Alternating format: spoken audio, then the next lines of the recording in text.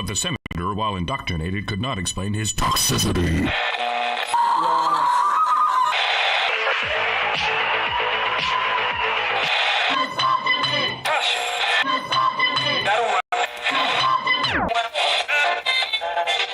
You should not listen to men's rights advocates if you want to know what they have to say.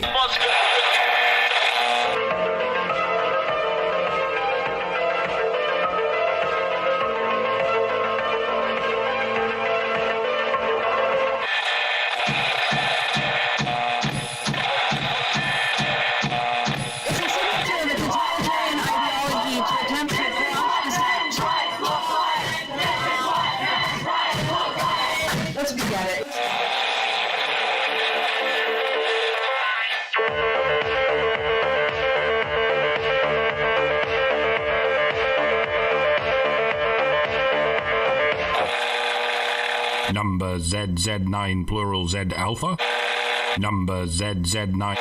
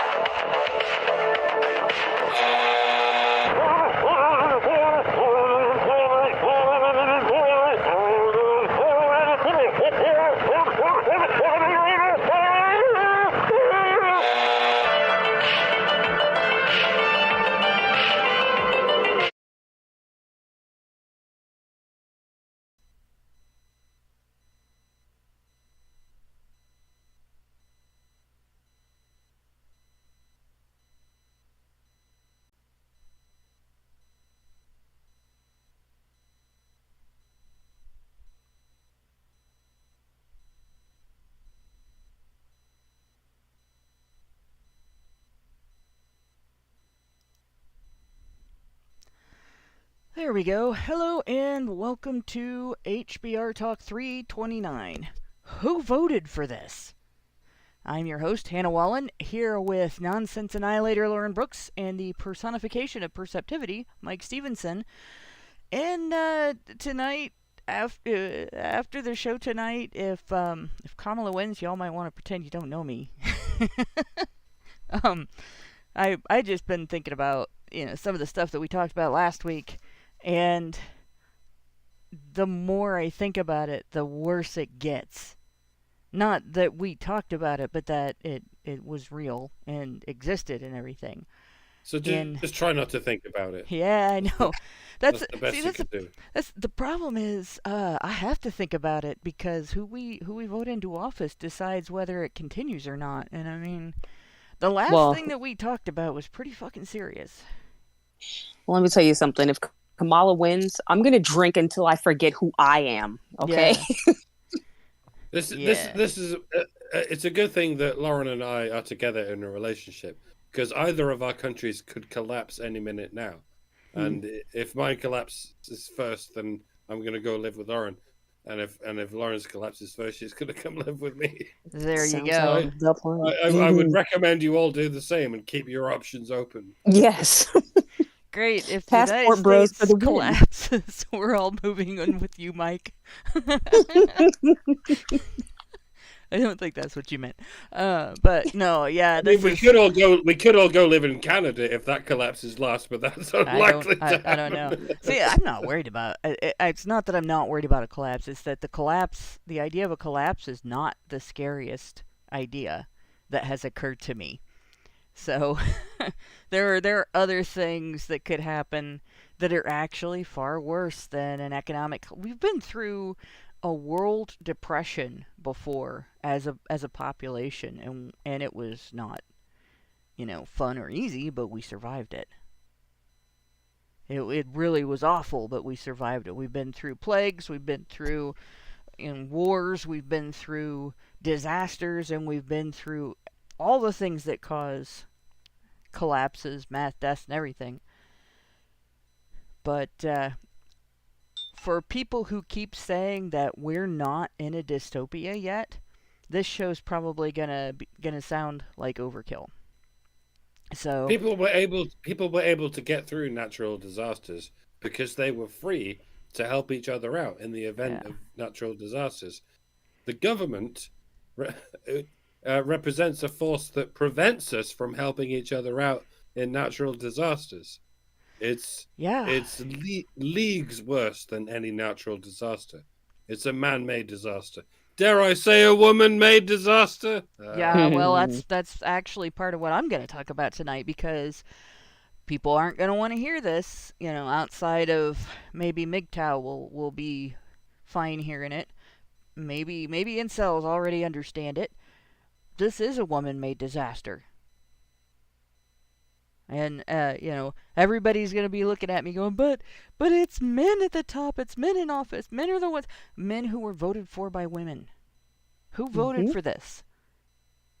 Right? We have a culture of protecting the women's. We have a culture of anything goes in the name of protecting the women's. And by goes, I mean your rights go out the window. Right? Common sense, out the window. Who needs that when we're trying to protect the women's? Your financial stability, out the window. You've been taxed to death, right? You've been compromised in your due process rights, in your right to do the things you need to do in order to live up to your responsibility as a father if you father children.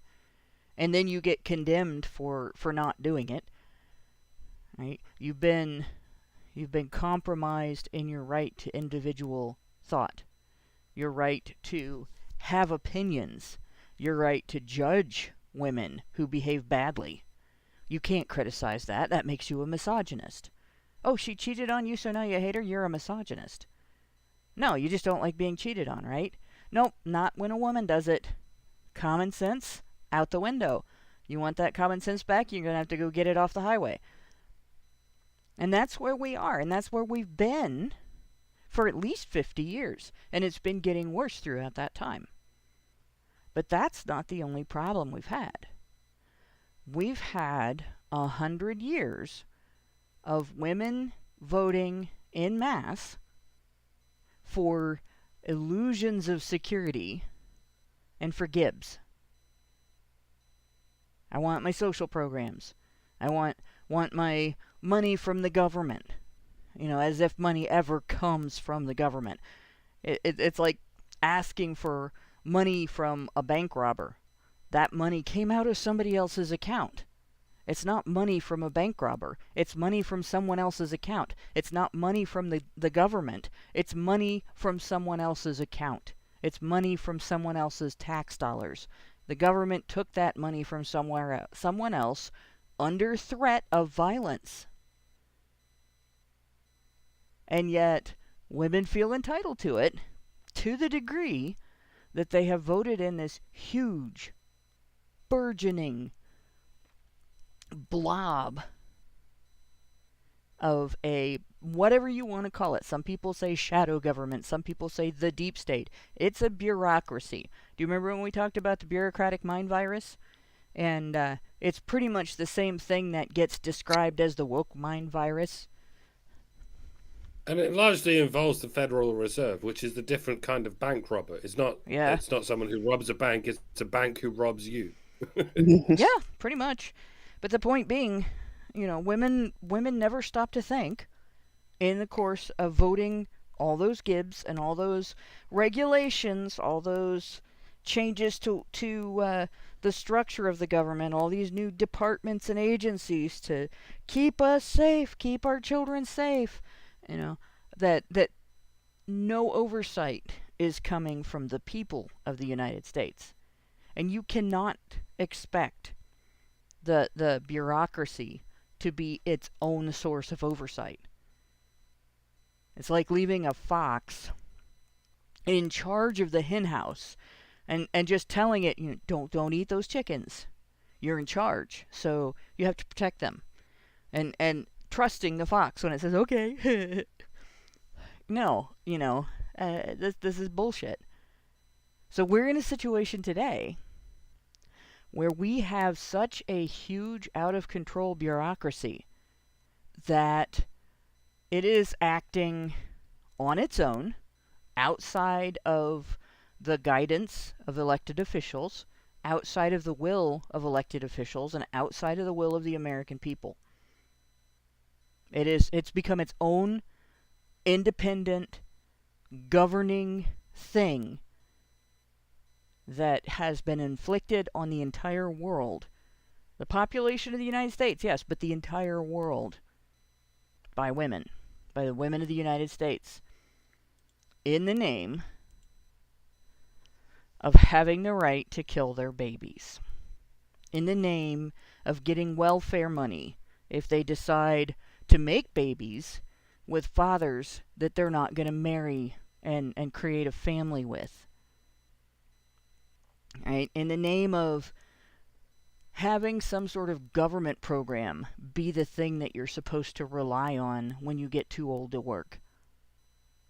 In the name of every concern or worry that a human being might have about survival and welfare, like your health, your living arrangements, your utilities, your sources of food and everything, all be somebody else's problem. Right? That's basically why women did this. And it's not just American women.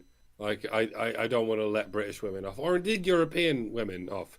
As much as I admire about the European people and about everything they've built to create a civilization far greater than any other people has built, they've also created Marxism and communism and feminism and all these other things. Mm-hmm. So I'm like, as much as I admire the European people and the culture they've built, there's a flip side to the coin, and it's the fucking communism they've built, and this is why I'm reluctant to focus anything on race, because you can say that all of this was built by European Christian white people. Yeah, but the other end of the sword was also built by European white people. But the common factor in all of it is the women.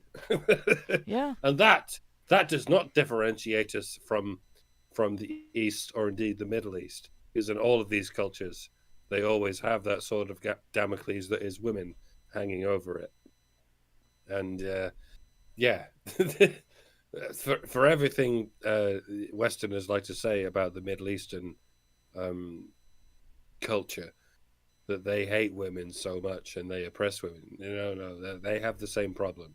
They're so determined to protect women that they will fuck up their entire culture in the pursuit of protecting women. And that's the only difference we have between these various continents. We have different ways of rabidly protecting women at the expense of everything else. And yeah, Europeans have drawn far ahead in that race to reduce everything to ashes in the pursuit of protecting women. Like, the same thing's going on in the Middle East. The same thing's going on in East Asia. In East Asia, they call it communism. In the Middle East, they call it Islam. It's all the same bullshit with different names. And we've called it romantic chivalry since the Middle Ages, since around about the same time Islam came about, and 500 years before East Asian communism came about. Yeah. But either way, like, the one thing we're all missing, the one blind spot we all have, is where it all comes from. Like, let's protect the women. Let's ignore everything else and protect the women. It doesn't matter if our society collapses. It doesn't matter if our economy collapses. We'll just completely forget that we're doing it to protect women. And we'll keep on going, like, blaming everything on anything but this rabid compulsion we have to protect women. They don't see it as protection. They see it as control. That's the problem. But their enemies see it as control. Just like Europeans will accuse Islam of controlling women when what they're doing is protecting women. Meanwhile, Islam will accuse the West of controlling women, where all they're doing is protecting women, and so on and so forth. No one can see through this bullshit. It's just so fucking frustrating. Well, part of the problem is people don't think past the surface, right? Women make complaints about surface things, what they consider to be the source of a lack of security or a lack of safety, any kind of threat that they can identify, whether it's real or not, by the way, because we're in a culture, Western culture, where like less than 4% of the population commits violent crimes. Overall, there is a lot of violent crime. Most of it targets men. And less than 4% of the population commits violent crimes, which means 96% of the population doesn't. But women will walk around acting like every man they meet is a threat, when in fact 96% of the male population is more likely to protect them from that 4% or less than they are to be part of it. All right. Yeah, no. Instead, they'd rather, hypothetically choose existential death. The bear, right? They'll choose the bear over the people, the whole half of the society that would willingly protect their lives over their own. Like in reality, like not in some hypothetical situation. The bear, not only hypothetically, will kill you. It will really kill you. But no, that it's just the fantasy world that these people live in. I don't get it. It's just such a rejection of reality because they want to be right. Yeah. It's only just occurred to me how analogous the man versus bear thing is to the man versus government thing. Yep. That women would rather be looked after by a faceless, inhuman machine like the government than a fellow human being like a man. It's even worse than that. Women would rather be told that they're being looked after and see a structure in place that they are told exists to look after them, that does nothing for them and harms everyone around them. And harms them in ways that they aren't paying attention to as well, than rely on the people who are actually concerned about them and care about them, the men that are close to them in their lives, their fathers, brothers, husbands, friends, sons, right? They would rather be eaten by a bear while being told by the bear, this is good for you, I'm protecting you from all the other animals by eating you first, than actually be protected and loved and cared about by men. That's pretty bad. And it's not a comment on men and men's character, because we can see what men built. We can see the civilization that men built. We can see the great wonders of convenience and art and science and medicine, everything that men built. It's that women have become profoundly stupid. They've gone from just entitled to a level of stupid where you stick your hand in a meat grinder because somebody told you it'd keep it warm, and then deny the entire time that it's crushing your bones and your flesh that it hurts because somebody told you it would keep your hands warm, and therefore it's keeping your hands warm. And now And now I'm reminded of Cthulhu, who promises that you will be eaten last, and that's the greatest fate you can possibly expect, or the worst fate that you can possibly expect, because you will be eaten last means you will have to remain to see the rest of the human race eaten, and then you will be eaten last. That's why the chant from the Cthulhu for President movement was "Eat us first." Yeah, and this the way that corresponds to the bear thing, and indeed the government thing is, it's all kinds of different dimensions that it's like encountering the hexagon space that you can't possibly comprehend because there's too many dimensions for you to comprehend, so you'll just go mad before you even get eaten by the unspeakable one, whoever that may be. So the bear is an unspeakable one, by the way. The original word that people had for bear, particularly in Germanic languages and Norse languages, nobody remembers what the original word for bear was. People stopped using it because they became superstitious that if you use that word for bear that we used to have, that a bear would come and attack you. So people stopped using the original word for bear, and they started using a different one. Because if you use the original word for bear, people thought if you say that word, then a bear will attack you and kill you. A bear will burst through your log cabin and kill you. And so nobody knows what the original word for bear was. And that's again quite emblematic of all of this. If you just abandon the previous identity and use a different one, then you'll be safe somehow from this monster that will kill you. And it's all superstition. Yep. So I'm gonna recap something that we talked about last week, because this really stuck with me, and like there's a few things here and there that I read in the news or watch, in the news or hear from different sources that take a little bit to finish scaring me. And there's not a lot that actually really does that I read about. A lot of it pisses me off. Like, most of the news just pisses me off.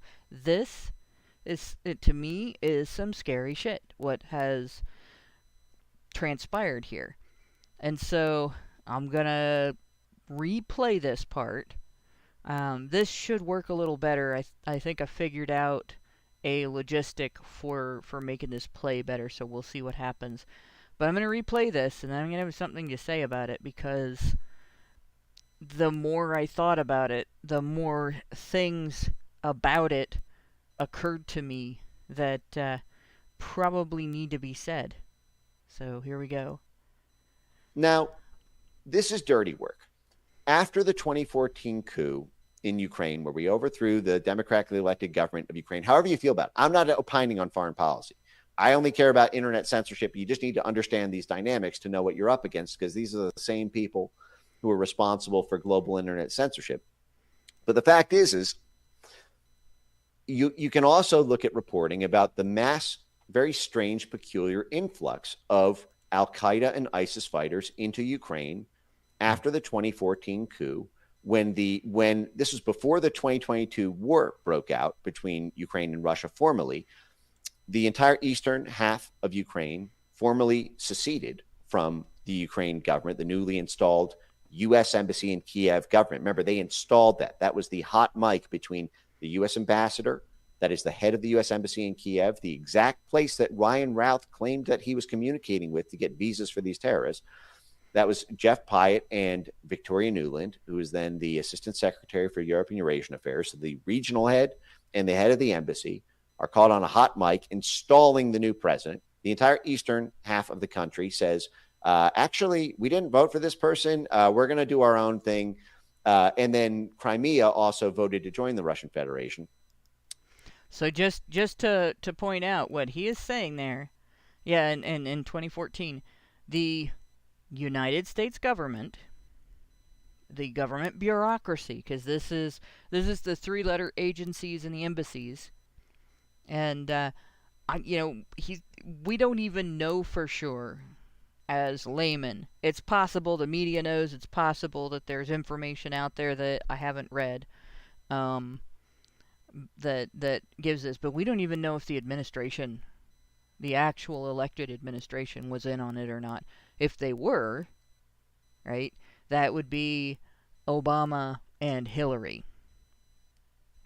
But if what we're learning about the bureaucracy is, consistent throughout the history of our government, they're just puppets. They're just people who can rile up crowds. Maybe they're able to have some control over how much they get criticized and things that happen in their own lives. But aside from that, I have my doubts that administration was really in charge of anything, or the previous one, or the one before that. It really strikes me that there's a lot of stuff going on in the background that we don't know about. But this is our bureaucracy, because our elected officials over the last century built it, one agency at a time, one office at a time, one individual job at a time. Every single person that works within the bureaucracy, their job was created by a program that public officials put into place after people voted for them to do that. So we didn't vote for the people in the bureaucracy, but we voted for their jobs to exist. Even the what we call the deep state, the three-letter agencies like the CIA and the FBI, even those of us who are resigned to the idea that the president's not in charge, and even the oligarchy behind them is in charge, and even the idea that the CIA and the FBI are in charge. I mean, there's probably something behind all of that shit. I mean, why wouldn't there be an oligarchy behind all that shit that doesn't even have an initialism behind their name? Like, why wouldn't you assume that there's some kind of cabal of people behind all of that we don't even know about, that no one even knows about? That's probably how governments work. That they use the likes of the CIA and the FBI as a front, and the FBI and the CIA use the president as a front, and there's probably even another layer behind that that pulls the strings of all that. I've lost track of how many tinfoil hats I have on at the moment, but yeah, honestly, no matter how deep you get into these conspiracy theories, you're never deep enough. There's always something even worse than the thing you think is in charge. Not that anyone's really in charge. I go back to Alan Moore's quote that we like to think that there are agencies in charge, but really there's no one in charge. The world is rudderless, as he would say.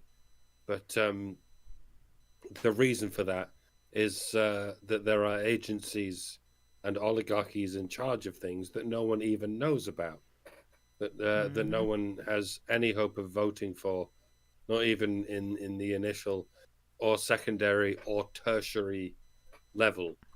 Like, it doesn't matter who you vote for. Like, these countries are being operated by people who have no interest whatsoever in the lie that is democracy. They're gonna keep operating this shit from well below any accountability. And I don't even know how we combat the power that they have over us. But I guess the beginning would be to vote someone into office who at least can can crack through the armor that is what we think of as the deep state, and from there on, we will see what we can do after that. And needless to say, if Kamala Harris regime gets in, then we won't even be able to crack through that first layer of armor. But we also won't be able to talk about it anymore. Yeah, but if you can get Trump and indeed Elon Musk into office, then they can at least crack through that first layer of armor, and hopefully they don't get assassinated. And for hopefully they're being real with us, because like that's my other fear, is that they're going to get in there and be like, haha, we fooled you, which you got to understand the way my mind works. Like, I have to look at the worst possible case scenario of everything, and it would just basically be no better of a situation than if Kamala won. It'd be the same if that happened, just a different face, right? And people would be mad. Oh, it could have been, the dictator that destroys the human race could have been a woman of color instead of a white male. Yeah, so who cares? Like, that's the least important detail of the whole thing. But yeah, the whole thing about the deep state is it's a misnomer. It's not the deep state. It's the statrix. Because it's not just deep, it's deep and it's wide. And here's why I say that, right? The first part of what this guy said was the United States installed a puppet government in another country, right? And that was our bureaucracy installing a puppet government for the United States to manipulate in a country that didn't have the economic strength that we have and didn't have the military strength that we have. So that's bringing an area of people that were not under control of the statrix under its control. And when half the country said, no, we don't agree, and we're not going to do this, and we're not going to follow your puppet, this is what happened. I would just like governments to be from 20. Okay, say that again. I would just like governments to at least be able to be honest about the geopolitical struggle that they're going through. Like, everyone knows we're up against China and we're up against Russia. I would just like governments to be honest about that. I mean, a lot of people know that the only reason Israel exists is to balkanize the Middle East. It's there to keep the Middle East broken up into small countries so they don't come together as one big caliphate like they used to exist as. And if someone could just admit that, yeah, if someone could just say, yeah, the only reason Israel exists is to prevent the Islamic world from coming together in one state and fucking us up as they once threatened to, then I'll be all right with that. But no one does that. Not on the right and not on the left. Like, this is what annoys me about the Republican Party and most of them. No, Israel needs to defend itself, and no, they don't. Israel could very easily just fuck off out of that region and come to New York and Los Angeles and gold is green in London. But you don't want that. You need them to be there so you can prevent the Islamic world from coming together in one big perturbing army. But no one will admit that. If you just admit that, I'd be like, fine, I don't want the Islamic world to come together in one great big nation, because that would be somewhat perturbing. They would become a problem almost as big as China. But no, it would be orders of magnitude worse. Yeah, well, it would also. No one wants to admit that. They just want to pretend that Israel is just there so the Jews can have a home to live in. No, it isn't. Stop. It would also lying be nice. To us. It would also be nice if Israel would stop acting like one half of the Hatfields and the McCoys feud.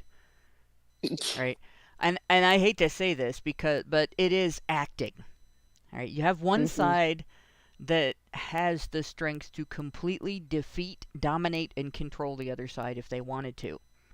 And they allow attack after attack after attack.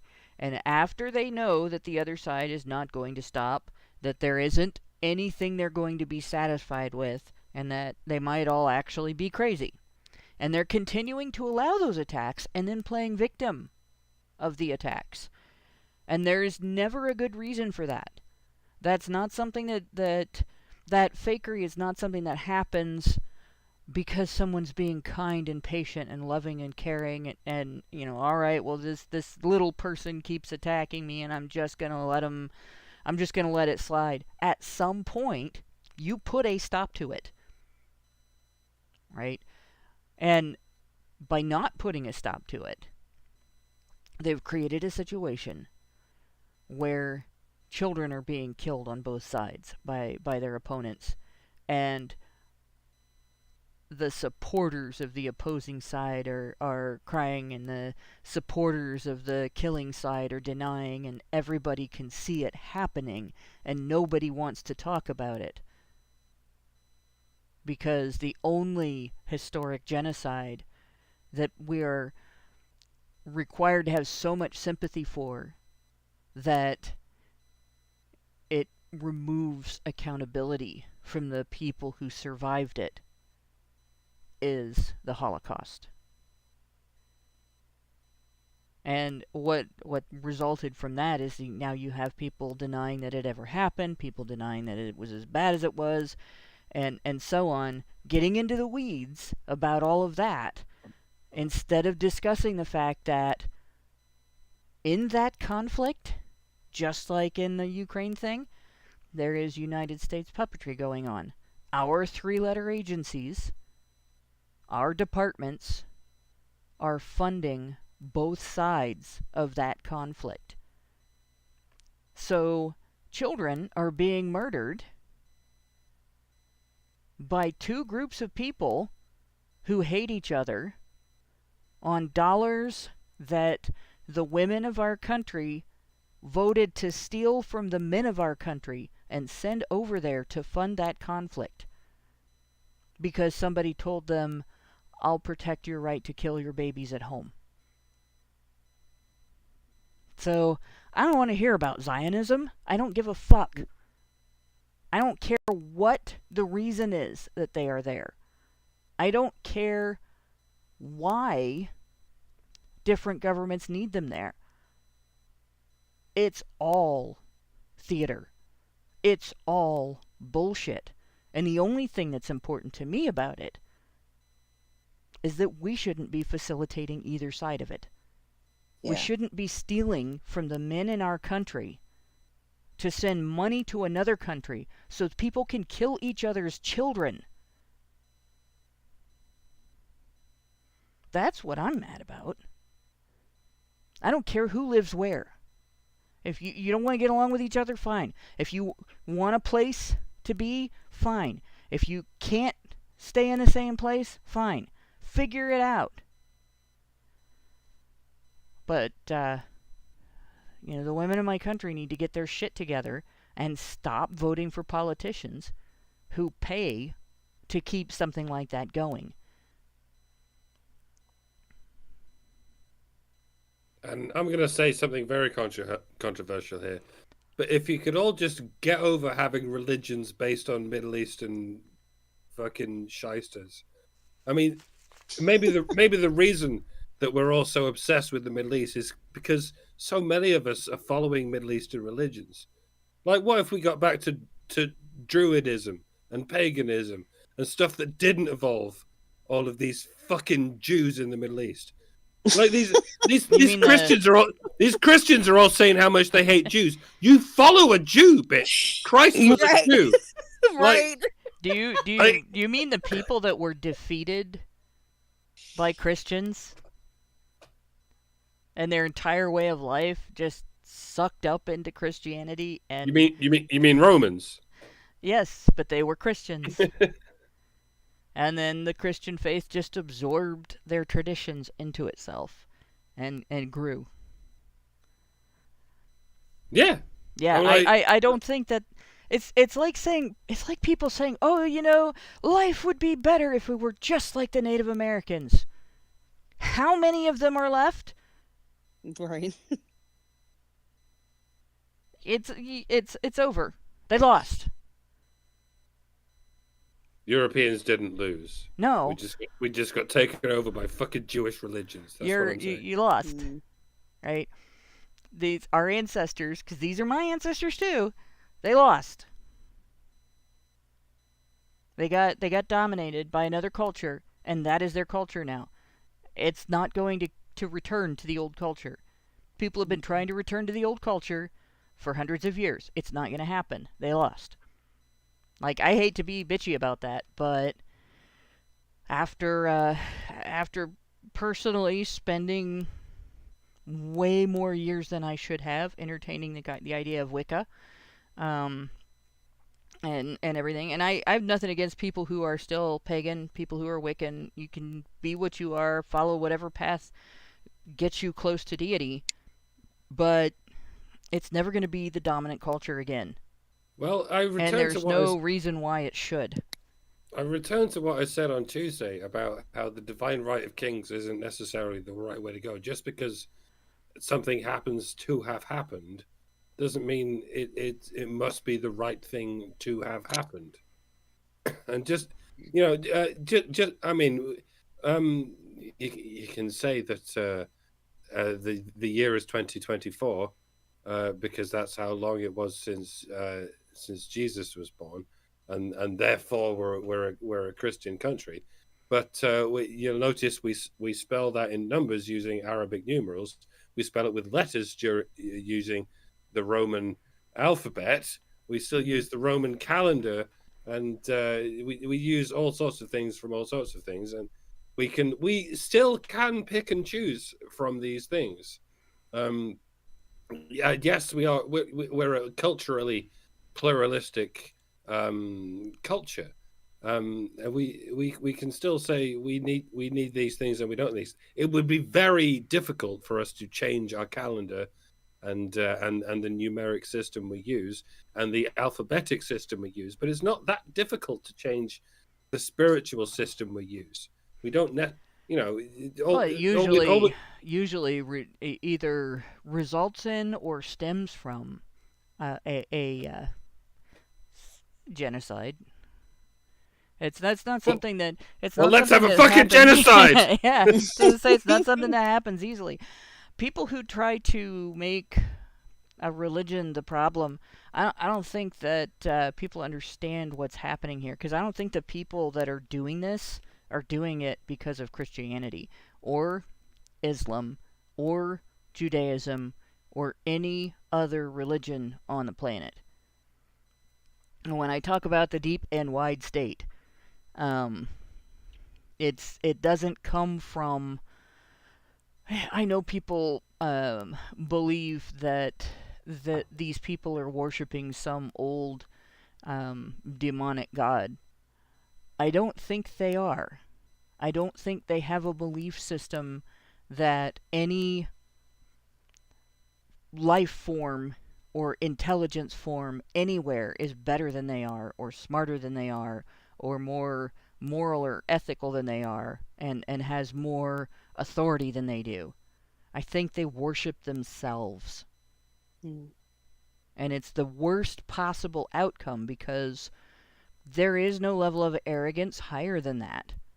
And it allows a person, when someone worships themselves, they can dehumanize every other life form around them. Human, animal, ideas, out the window. They don't care, because they're more important than everything else. What they want is more important than everything else. What they think is more right than everything else. And therefore, everything else is just the small stuff that you don't sweat, and it's okay to destroy it. Whether it's a culture, a belief system, a nation, a family, an individual human being, they don't care. As long as it doesn't serve them and their interests. Right? And that isn't one group of people based on religion. That isn't one group of people based on philosophy or high and mighty notions of right and wrong. It's just a bunch of rich people who care about no one but themselves. And that's what I think is going on. I wanna finish this thing that I started, though, right? So we heard about. I'm gonna go back to this. With the last thing they said, we heard about the United States, the Statrix installing a puppet government in Ukraine, and half the country said, "Fuck you, no, we're out." Right? That's what he just said. Okay. The next thing that happened was this. Let him start actually communicating with to get visas for these terrorists. That was Jeff Pyatt and Victoria Nuland, who was then the Assistant Secretary for Europe and Eurasian Affairs. So the regional head and the head of the embassy are called on a hot mic installing the new president. The entire eastern half of the country says, actually, we didn't vote for this person. We're going to do our own thing. And then Crimea also voted to join the Russian Federation.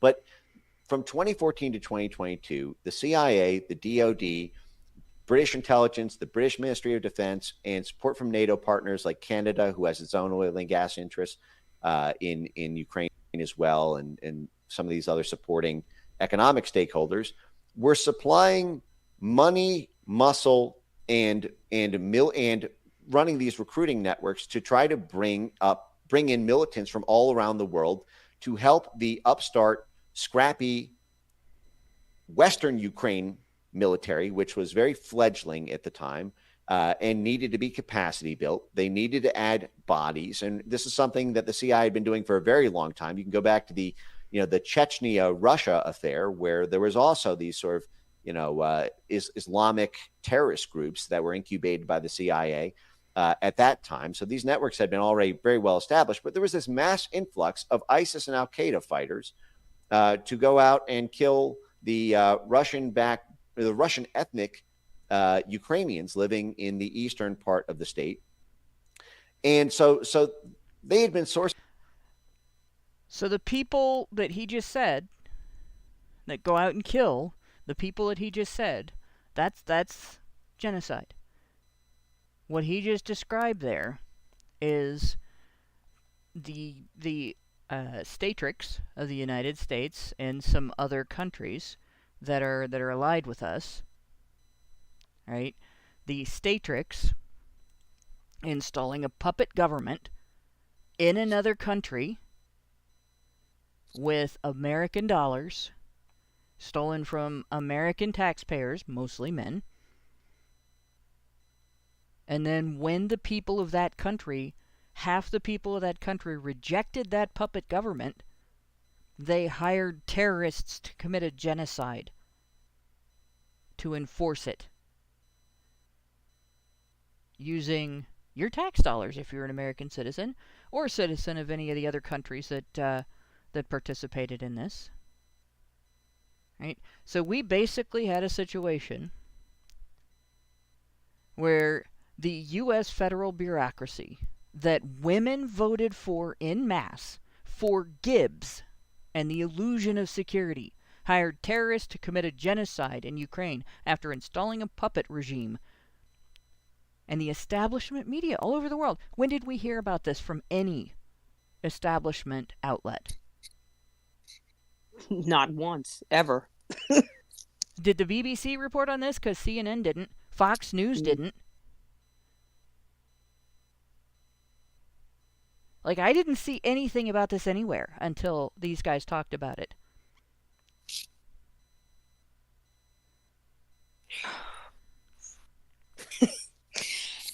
I would love to say that it surprises me, but it doesn't. And so got where I heard it. But, when you go and you listen to media from other countries, it tends to be more accurate than our own. Yeah. So, but who reported on this? Did anybody? No, not that I know of. Now, not that I've heard. There's a funny story that someone told about their visit to China once, and he reported that people in China don't listen to the news because they know it's all propaganda.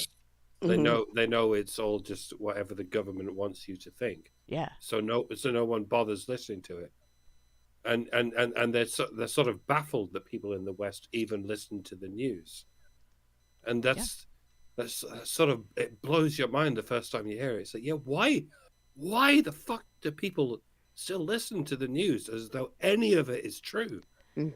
or even But anything resembling the truth? This is something that if you didn't understand it before, you should understand it from this.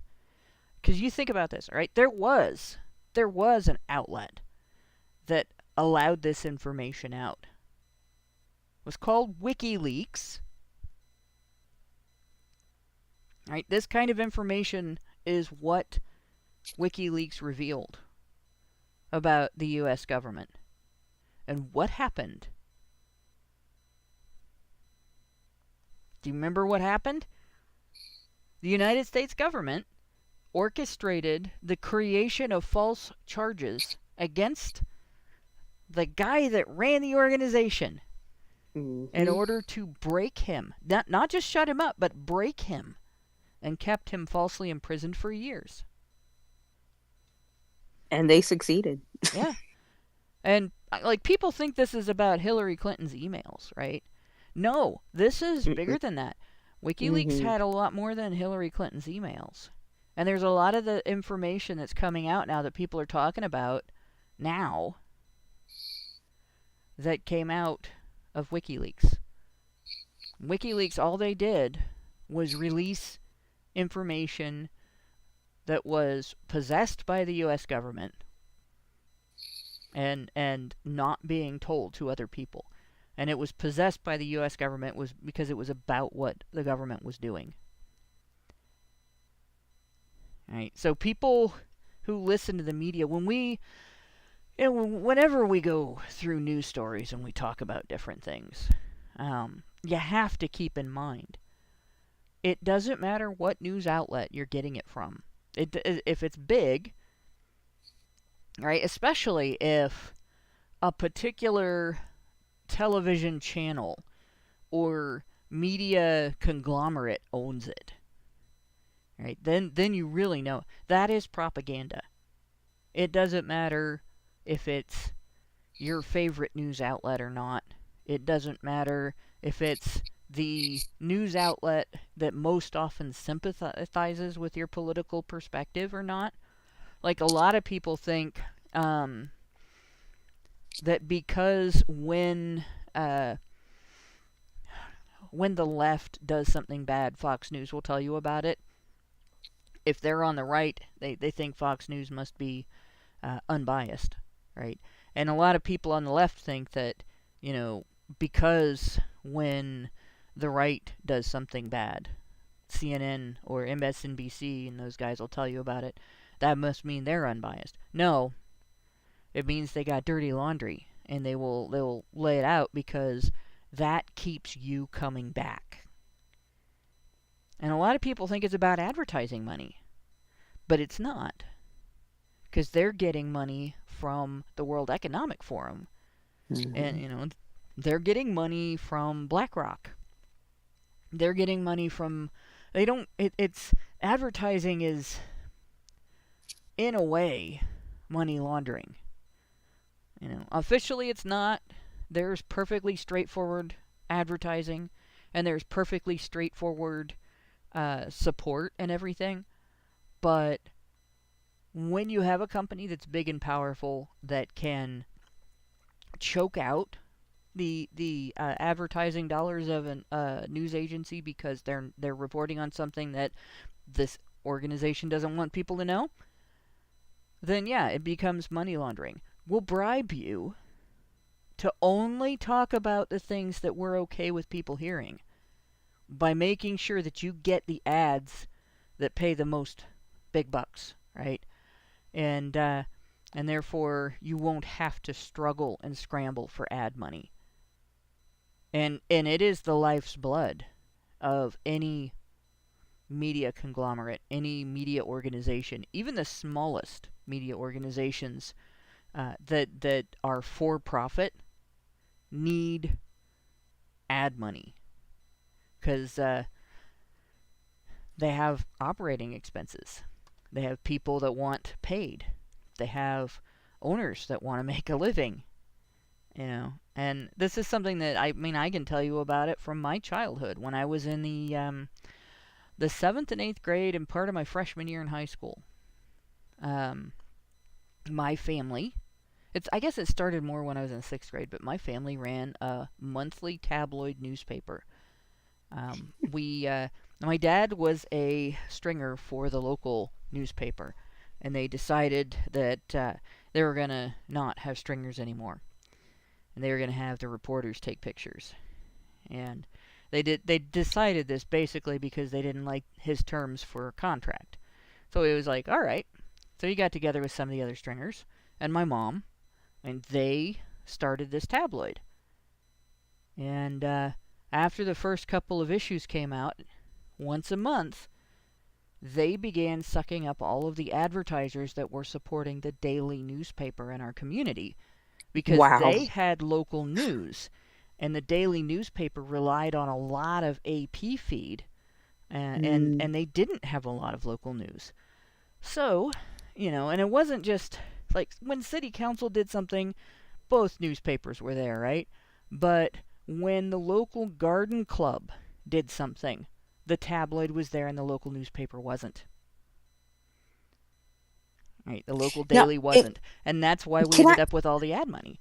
Well, what ended up happening? I will tell you, let me give you the result, right? What ended up happening, and when I say tabloid is not, people think of tabloid as a description for something that is not journalistic. Tabloid is the size and shape of the newspaper. It's that's shorter, exactly wider. what I was going to ask. It's a shorter, wider newspaper than the big folding, like when you open it up, and it's so. But yeah. So in any case, the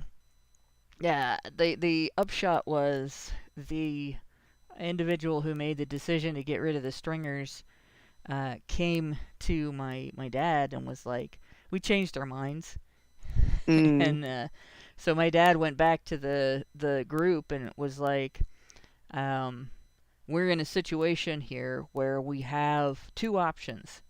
We can quit our day jobs and run a newspaper in earnest because we're that successful, or we can go back and reform, get what reforms we can and in the local daily, which was a beloved daily newspaper at that time. And they decided to do the latter because nobody wanted to quit their day jobs and dedicate themselves entirely to owning and running a newspaper. And my dad didn't want to quit teaching, for one. That was a big one. And he wasn't the only person involved that didn't want to change what they were doing. So, that was that. But it made the point. Advertising money is, you can't have a conglomerate. You can't have a local small town daily newspaper. You can't have a monthly tabloid without advertising money. And so if you control the advertising money, you control the media. And so if you control most of the companies that buy ads, that market to particularly women to buy products, you control the media. And if you look at the name brands of the groceries that your wife brings home, or your mom brought home, or that you're buying in the grocery store, they're owned by BlackRock. They're owned by, they're not independent from each other, and they're not independent from BlackRock. So you have your you have your big you have your big stick right there. If you want the media to say what you want them to say and not say what you don't want them to say, you control the grocery companies. You control the products that people buy for fixing things. You control the products that people buy for their offices and their work. You control every little thing that people buy. And then you say, well, we won't advertise with you if we don't like the way that you talk. And by the way, we need you to implement this DIE policy in your hiring and promotion from now on. And so that's where they are, right? So you can't trust the media, and you can't consider the media to be a separate thing from the state. That's why I don't like the term deep state, and that's why I've started thinking of it as the statrix. And this knowledge that these guys just imparted crystallized that for me. It was something that it was already there for me. I already understood it on a level that I wasn't articulating. But this right here, a nation installs a puppet regime and then commits genocide to keep it in place. And the worldwide news media says nothing about it because of who did it. Like, that's the situation that we're in right now. So when I talk about women and voting and elections and stuff, and I talk about the history of women's lack of accountability for voting, right? What I'm talking about is a pattern through the last 100 years of women demanding Gibbs and women demanding security, women demanding that the government take control over smaller and smaller aspects of people's lives so that women don't have to deal with any conflict and women don't have to deal with any discomfort or any ugliness or any unfriendliness or be judged. And the result is this huge burgeoning monster state that does shit like this, supported by a media that won't talk about it and does nothing but give you bread and circuses to distract you from it. Like, literally, everybody keeps looking at news media stories. Oh, this is coming out, that's coming out. What's it a distraction from? This! It is a distraction from this.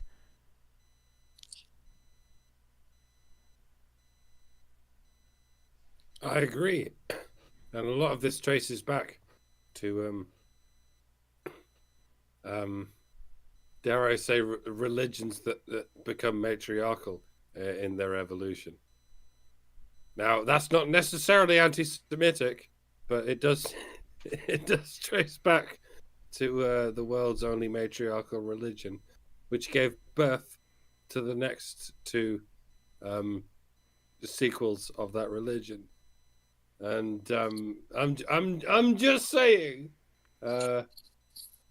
This is why we face such pushback as we try and advocate for men's rights, because we're dealing with a world in which at least half of the people in it have based their mythology and their philosophy on fundamentally gynocentric Middle Eastern religions. Now, I'm not saying Europe isn't to blame for any of this, because Europe took on board this idea of romantic chivalry, and much like communism, it's very much an invention of European cultures. But I'm just saying, none of this has to take place. And the reason it has taken place is because it's all developed from. I don't know how to say this without sounding anti-Semitic, but I guess I have to couch this in terms that the two biggest religions in the world have developed from Judaism. So I'm also being Islamophobic and Christianophobic when I say this. Well, when it really boils down to it, though, what you're talking about underneath everything else that you've said, and underneath all of the objection to religion, is gynocentrism. Yes. Mm-hmm. And it doesn't matter where it came from. It matters what we're going to do about it. Yeah.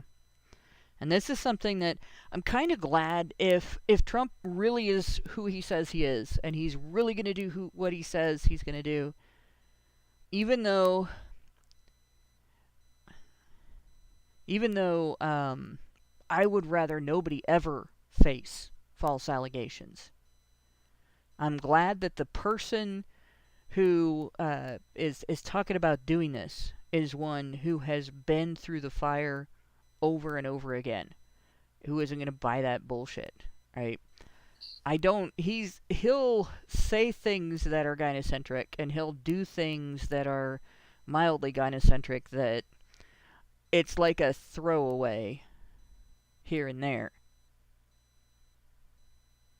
But I don't think anybody could go through what that guy went through in terms of how he was treated because of things that women said about him, and still have that modern, glossy, rose-colored glasses, women are angels attitude, because he's been shown in no uncertain terms that women are not angels. They have the entire human capacity for evil, and they can be completely and utterly dishonest and crazy. So gynocentrism won't work when it comes to, well, you have to give up this very important thing, these human rights, this removal of government bureaucracy, this paring down of the monster, this maintaining due process in universities, this even-handed approach to divorce court, and so on. Somebody comes along and says, but women's rights, and mothers and abused women, and that's not going to fly. It's not going to be persuasive, because the man has seen women at their worst. The man has seen women lie, cheat, steal, be nuts, be absolutely, just be terrorists in their own way. And he's not going to buy the idea that fair treatment should not be allowed, and doing something that is right should be ended because women object to it and are afraid of it. And it almost doesn't matter what the focus is. It matters what people are doing with the focus. The same thing could be said about animal worship or children worship. In terms of animals, G.K. Chesterton said it best: where there is animal worship, there is human sacrifice. And this has been going on since Egyptian times and before. You'll notice Egyptians built all kinds of statues of animals, of jackals and cats and stuff, because they worshipped animals more than they worshipped humans. Not that you should worship anything, but the problem with those Bronze Age cultures is they worshipped animals more than they worshipped humans, and it's almost elemental in the reasoning that a culture that worships animals more than humans is going to screw itself over in its destruction of humans, because of, dare I say, oikophobia, because they think any animal other than humans is better than humans, and misandry is a form of oikophobia, because they will worship any kind of human other than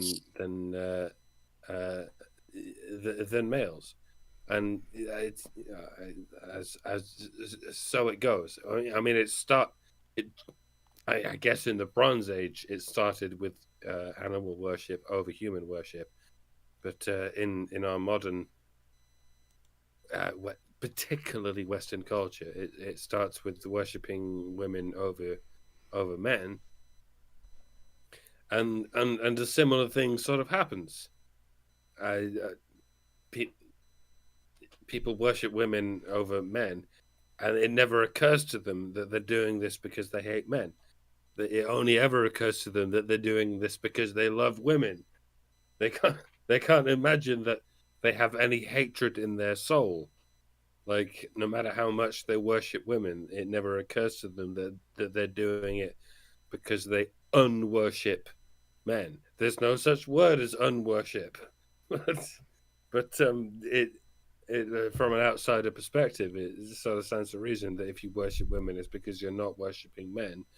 And if you have that division in your culture, it's because you hold half the human race sacrosanct over the other half of the human race, and that's obviously going to cause some problems. And we're here dealing with feminists saying, "Well, you worship men more than you ever worship women." No, we don't. We never have. We've always worshipped men and women, at least in ancient times.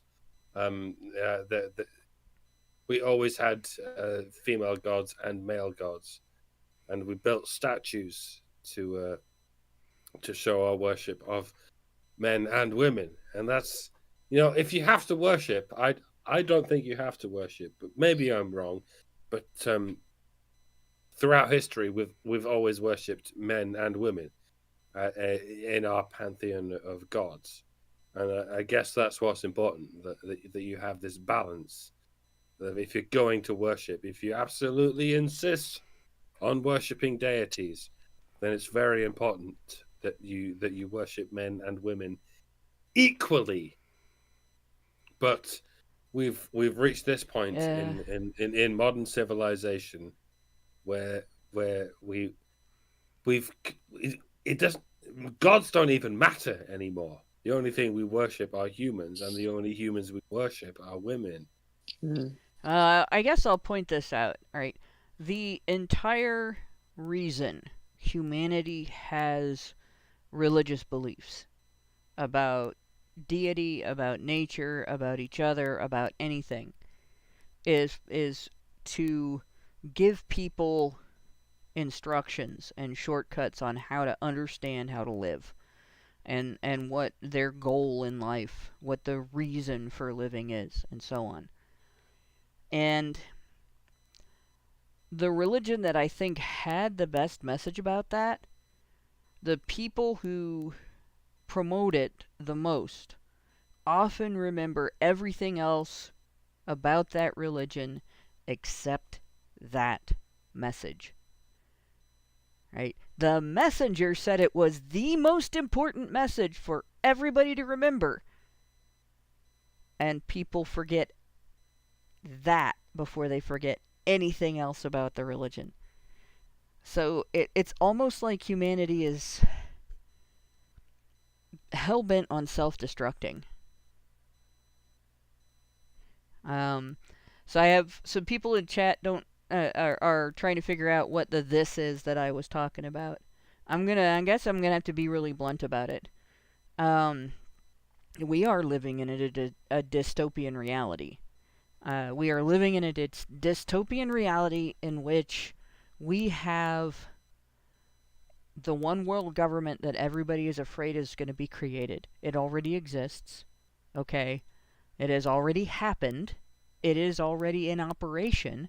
It is already manipulating your country. Wherever you live, it doesn't matter what country you're listening from. Your government isn't real. The bureaucracy is beholden to this one world government. And your leaders that get voted into office, if you hold elections, are aware of that and don't care enough to do anything about it as long as they are getting rich while they're in office. That is what's going on. Your media is a distraction created specifically to keep you from figuring that out. And anytime any large group of people tries to resist this, they get killed. That is what everybody is being distracted from. That's the this. So yeah, I know it was a couple of minutes ago, but that everybody trying to figure that out, and the the fact of who and what and where and why in terms of this religious group or that government group or that country or that group of people, that racial minority or majority or hate group or hippie group or whatever, none of that matters. Because none of that is going to do anything against that machine. Alright, now, we have somebody said then voting Trump doesn't matter. That's possibly true. Alright, you saw what happened the first time he got elected. He started doing what he said he was going to do, got into office, set about dismantling that machine, and it attacked him. Right? It acted like an immune system attacking a virus. I don't expect things to be different this time. I have a little bit of hope. Very small spark. The only difference between that and Kamala is that there is no spark with Kamala.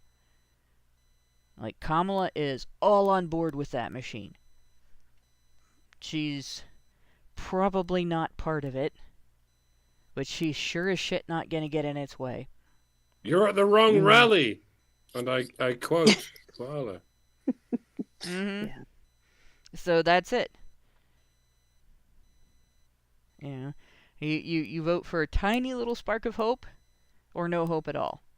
Not a surety, not a certainty, not vote this guy in and everything's going to be okay. He's not the Messiah. Right. We could finish that quote from he's not the Messiah, he's a very bad boy. But he's not even a very naughty boy. A very naughty boy. There is no Messiah. Well, that's one thing the Jews were right about. There will never be another Messiah. Yeah, see, I'm not going to go so far as to say that, but I will tell you that it's not Trump. Like, I don't feel the need to knock down anybody's religion. I can live with the fact that everybody's beliefs are their own. But I will say, don't expect Trump to be your Messiah. And don't turn on the ideas of freedom and individuality and ingenuity and good character if the statrix takes him down, because it could happen. We could see the day after the election the one attempt where the CIA is successful in their endeavor. Oh, God, I don't want to think about that. It could happen. All kinds of awful things can happen, regardless of who gets elected. There's enough animosity in the country that there could be violence from one side or the other, or both. Yeah, like, Tim Pool might get his civil war. Well, if you don't want to be part of it, it'll be uncivil. My recommendation for people is to be ready to hole up in your home for a while, because it's possible. And then, if you get ready and it doesn't happen, that's great. You've got things ready in case, there's a blizzard or something like that. Right? It could be completely uneventful. That would be great. That would be, I would be very happy if everything just pans out completely uneventful, no problems, no nothing, and the new administration starts just getting rid of the superfluous agencies and bureaucracy within the country, and actually gives us a chance to exit the world government and be on our own again. It'd be nice if the world turned itself around that way. I'm just not feminine enough, I guess, to hang all my hopes on that and be unrealistic about it. It's just the worst case scenario with Trump in office is that things aren't any better than they would be with Kamala. The best case scenario is that they will be. So that's why I'm voting for Trump. It's completely different from, we have a issue on the ballot here in Ohio, and I was actually talking to Tom about it, who's always in our chat with all caps, right? And this is something that it was kind of tricky. So the issue changes how the administrative part of gerrymandering happens in our state. And it changes it in a way that doesn't actually fix anything. And it doesn't look like it does much of anything other than create the illusion of fairness. But it doesn't actually create fairness. If you didn't know about the uniparty, you might think that there was fairness. But what it does is it creates a panel that's bigger than what's currently in existence for deciding how the lines are going to be drawn when population changes occur. So, I don't know, Dayton loses a bunch of people because Toledo builds a bunch of factories and they all move up there. It changes, who's going to represent where, and the line of population, around the population of where a particular representative's territory is and how many representatives there are and that kind of thing, right? In any case, they've changed it so that there's going to be 5 Democrats, 5 Republicans, and 5 independents. Well, that pretty much guarantees that if you get establishment Democrats, establishment Republicans, and 5 other people, you have 10 uniparty members outnumbering the other 5.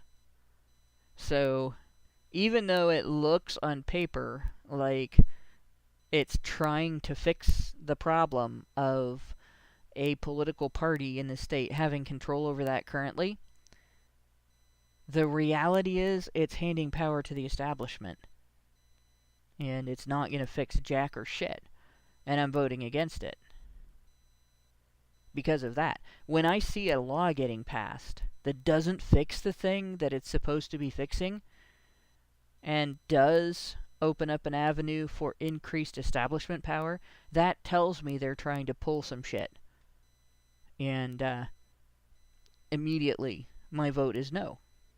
As soon as I figure that out, my vote is no. And unfortunately, not enough women do that. And that's why we're in this situation. So we went through 800 years of evolution of suffrage in the world. We went through 800 years of first realizing that the representation that takes place during the council of the people who fund the monarchy and the monarchy's wars and the monarchy's projects in a country, getting to say, hey, we think you should spend our money this way or we're not going to give it to you. That has to be respected, or they'll raise their own armies and attack the monarchy. And then increases, just slight increases, in how many people that council can include. And increases over time, very, very tiny ones, in who gets to decide who's going to be on that council. And eventually, that grew into a very small percentage of the population, like less than 4%, who had a stake in the game because they were property owners that people relied on. They considered themselves representatives of their community. They had to think about the interests of the people that paid to live on their properties and bought their goods and services and so on, that they would decide who was going to be on that council. And they had to say in public who they decided on. It wasn't private. And it took all of that time where voting was actually kind of dangerous. You had to travel to do it, and you had to make your opinion, your decision known to the public to do it, so your neighbors could see who you decided on and criticize it. The people who depended on you could see who you decided on and criticize it. Like, then it was dangerous. It wasn't safe. It was a responsibility that constituted an endeavor of social, economic, and physical risk. And it wasn't until the mid-19th century when voting started to become more common, safer, more secret, right, more localized, and more widespread to lower economic echelons of the population, that women came along and said, hey, we went in on this. We may not be subject to all of the responsibilities that have historically been the reason for people getting in on this, but we want in anyway. We're going to throw fits. We're going to throw bombs. We're going to march in the streets. We're going to break laws to try to get our husbands in trouble if we don't get what we want. And we're gonna harass other women into agreeing with us, even though it's not what they want. So yeah, like women when they got into fighting for suffrage, by the time women did that, as en masse, all of the social risk, all of the economic risk, all of the personal investment in it had been distanced from the individual voter. And the understanding, the historical understanding, that your voting stylus was a knife, something that you could be stabbing your fellow human being with, rather than carving out an agreement. That was absent when women got their voting rights. And so it didn't seem, to women, it didn't seem out of place or of any ill character for them to support politicians that increased the size of government, to support politicians that, at the expense of, again, mostly male taxpayers, created paid positions for people who were not elected, who couldn't be fired by the public, who would get to make policy that the public would be subject to, and who would get to take funds from the public and distribute them to other parts of the public.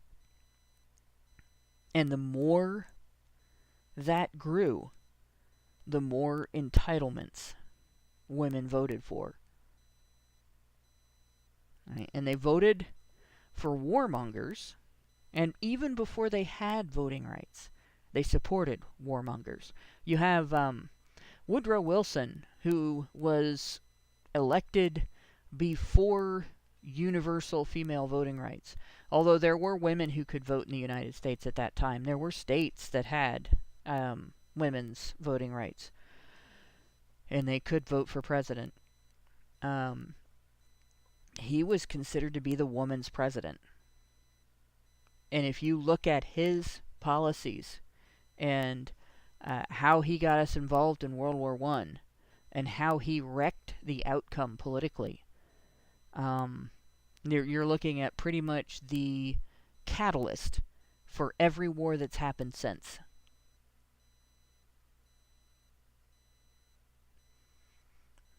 from the woman's president.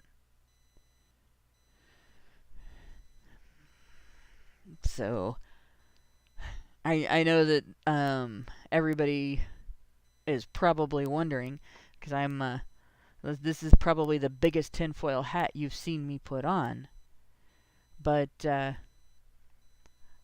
what I've thought about for the last week since we did the last show, and that one part, just that one couple minutes of discussion, what that brought home to me was that it's been women in the Western world, women's short-sightedness, women voting for feelings, women voting on, cheerleading, basically.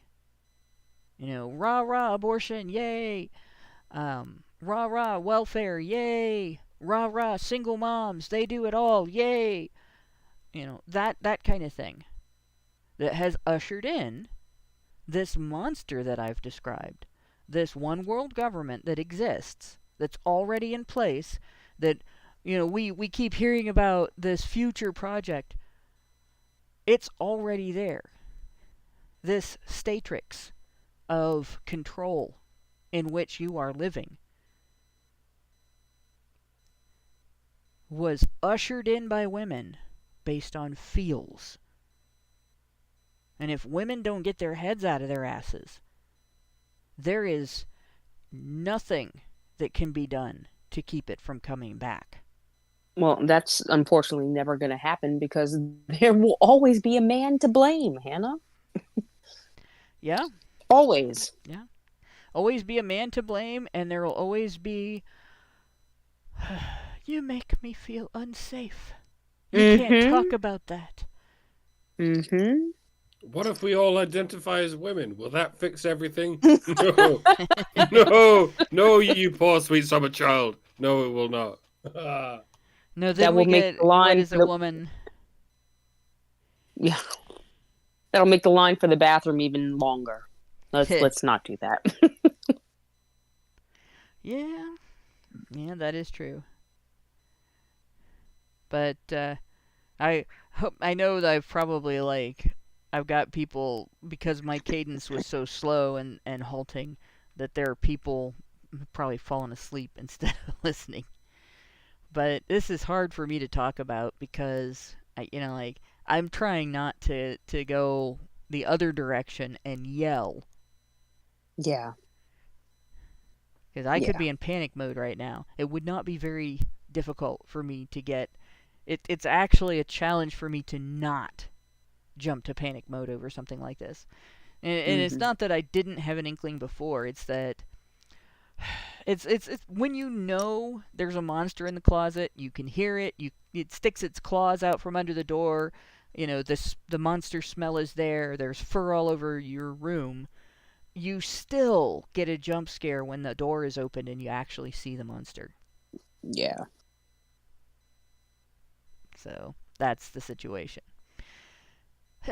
And I'm not going to try to make this a long show, because this is the one thing that I wanted to get across.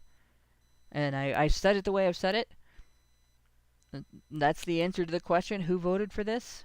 Who voted for I know Brian would yell. Yes, he would. I sound awful when I yell. But who voted for this? Who voted for a monster one world government that kills people for resisting its control? Women. Whammons. Yep. Women. It's not just women's. It's men who worship women. Yeah, gynocentrists. Like so many of us like to say that no one supports Kamala Harris. Why would anyone support Kamala Harris? No, you need to spend more time with normies. You have no idea how just dumped into the undergrowth that so many people have been. Yeah. Please spend more time with normies. You'll realize just how deep of a problem we have. Yeah. People who get all their information from the television, like they have no idea what we're talking about. And if you even try and bring it up with them, they'll just be like, but the TV said, you can't get through to them, and they're not even in the minority. That's the worst thing. That's why most states are like close to 50-50. We're all sort of arguing over the swing states and whatnot, but it's not just the swing states. Every state is pretty close to 50-50. Even though Kamala Harris and the Democrat Party are obvious communists who want to destroy everything you believe in, like there's still pretty close to 50% of people in every state who will still vote for Kamala Harris because they keep watching the TV and the press and whatever the fuck comes out of academia. Like, please don't get complacent just because you're terminally online and terminally within your, I don't want to say right wing, but just right of Stalin wing. There's you have no idea how many people are still falling for this bullshit. It's an ungodly amount of people, and we're not going to fix this by pretending that they don't exist. And they seem to be, well, so I'll just say this. So on my way to work the other day, I got rerouted because of some construction work. And so it's a very affluent neighborhood. And I saw just about the biggest Harris Wald sign on the roof of this house that I've ever seen in my life.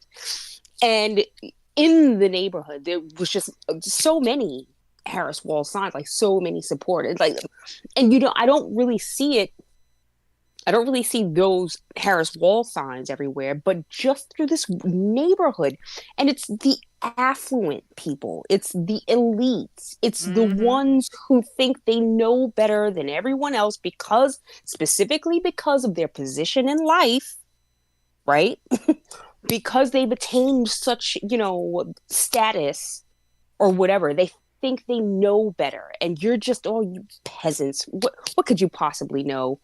You're just wrong if you disagree with me. And that's the problem, right? Like, it's not enough that it's the women. It's these rich bitches. Yep. Just like we were talking about, what the hell was her name, babe, when we went to Rhode Island and we walked past the mansions. He doesn't remember. No, yeah, New England is famous for being blue across the whole thing. But what was that? What was that suffragette? Is that who it was? Oh my God, we were just talking about her on the show not that long ago, like a few weeks ago. Anyway, it's besides the point. But it's the one that divorced it wasn't a Rockefeller. Yeah, the one that divorced the rich guy and had 8 mansions. Yes, yeah. Those are the ones, and nothing has changed. Yeah, nothing has changed. So it's just very interesting, but yeah. That's another thing. People think the suffragettes were not establishment. All right. Mm-hmm. Everyone knows that Elizabeth Blackwell was one of the suffragettes, right? Look up who her husband was. Who was her husband? I don't know. Oh my God. When people reference law books today, they're referencing his work. Right? That you can't get more establishment. Like the scaffolding on which modern law is based in the United States, a lot of it was influenced by that man. She also had that kind of influence. She wasn't just some poor, helpless little waif that didn't have any political influence, and that's why she wanted to vote. She knew exactly what was going to happen when women got the vote. Historical feminists, They're not anti-establishment. They were part of the establishment. The establishment. 200 years of establishment. Propped up with money by corporations like Ford. Yep. And others. How much more establishment can you get? I mean, you're oppressed by the patriarchy. Oh, you mean those guys that are giving you all that fucking money? Yeah. Like, these are women who were using their husbands' connections. These are women who were using their own connections. Right? None of them are helpless little waifs that were fighting against an establishment that was keeping them down. And, we hear about it now like they were some sort of freedom fighters, but they ushered in the monster in the closet. Yeah, what they did was they fought to become the establishment, right? They fought to become the very same people who are doing the oppressing that they were complaining about. They fought to become a tool of the establishment. Yes, they fought to make women a tool of the establishment, because what was happening? Think about what we went over the last few weeks before we got into what we're discussing right now.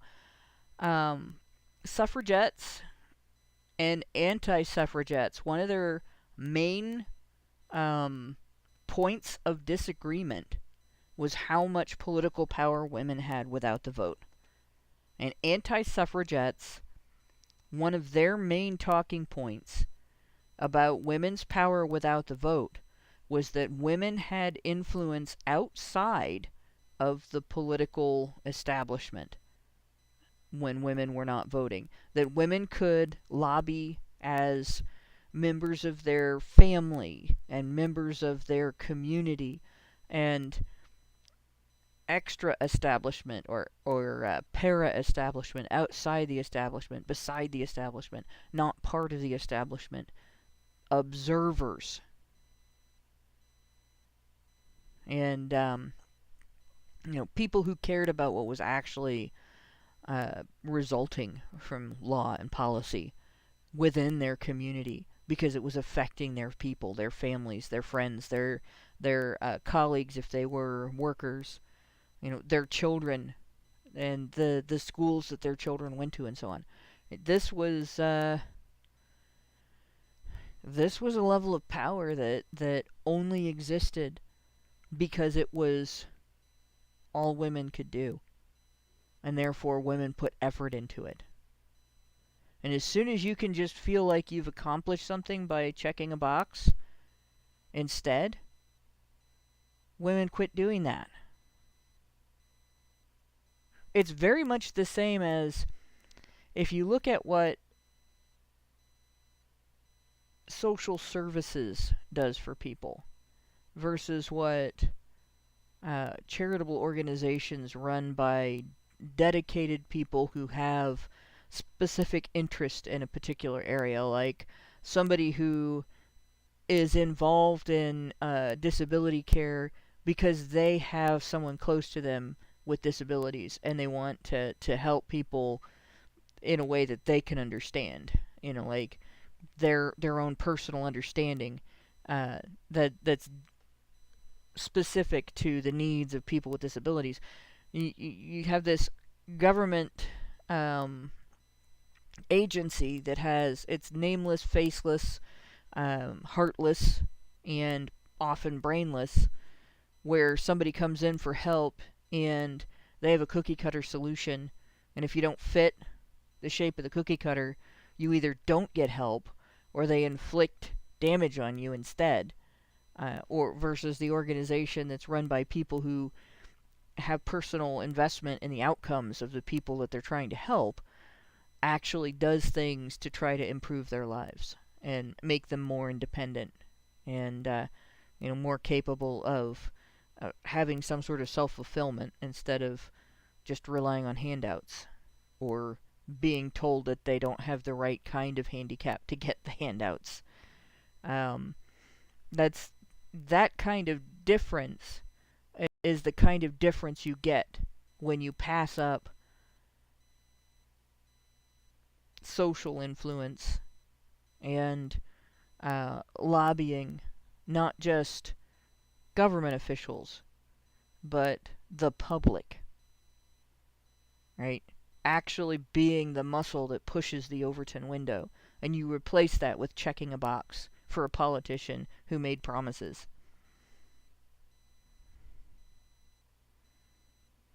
So, I understand why the anti-suffragettes did not want women to get the vote. They understood what women would become as soon as they got it. And they were right. No one should have the vote. Vote is fake and gay, and it always has been. Yep, there you go. But in the meantime, women in particular shouldn't vote. Final Midnight asks, can you talk to the feminist need to rewrite history? Well, there's a reason for that. You have to think about this, right? Every villain throughout history has had to rewrite history to make themselves look better. Why would feminists be different? We have some super chats that, or some super chows, I should say, that I need to go back and reread one that apparently came after the show was over last week. But before I do that, Meredith G gave us $5 and said HBR Talk 329, Honey for the Badgers.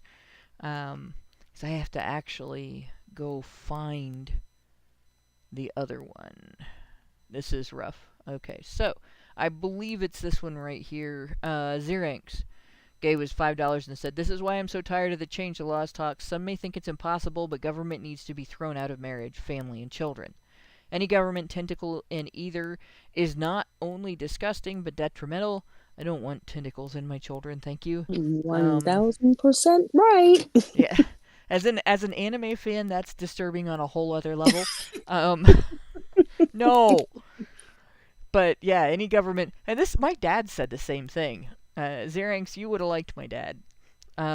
He didn't like the government being involved in marriage and family either. We can't have the reconstitution of family with an amorphous, arbitrary force of many voices that don't show up for births, birthdays, or funerals. Fuck that noise. Mm-hmm. Absolutely. You can't have family without unity. Yeah. Right? And unity is hard, especially like the bigger the family, the harder the unity. Mm-hmm. And it's not necessarily everybody being good friends, right? We've had, in my family, we have had conflicts among extended family members that went so hard that people moved in fear of, people moved away in fear of retribution. We'll just be vague about it. Oh, damn. Yeah, like we've had that. But still communicated back and forth with family. Mm-hmm. And still, if somebody picked on the family member that they were mad at, they took the side of the family member. Like, you know, somebody threatens to kill you one night, and 2 nights later is defending you against a third party because that third party isn't family. That's unity. Yeah, absolutely. So there you go. But that was the one that was old, that last week. And then I also had some super chats that came through after the bell. Like, I had stopped broadcasting and everything. And I'm pretty sure these are last week. They might actually have been the week before.